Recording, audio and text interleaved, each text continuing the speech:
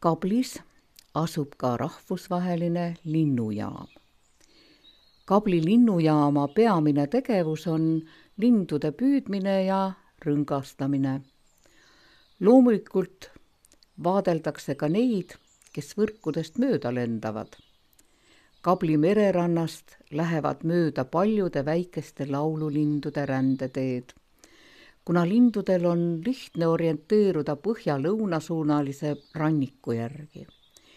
Lindude püüdmiseks on ehitatud suur mõrda meenutav linnurüsa, mis ulatub üle pügatud kõrgete männipuude. Rüsasse lennanud linnud peletatakse plekkpurkidest ning prügikottidest tehtud hirmutajaga kitsendavas koridoris üha edasi, kuni linnud sattuvad püüdekasti. Iga püütud lind saab jala ümber rõnga, mis ei takista tal edasist elamist. Pärast rõngastamist lastakse linnud koheselt vabadusse. Kogu protseduur võtab aega vaid mõned minutid.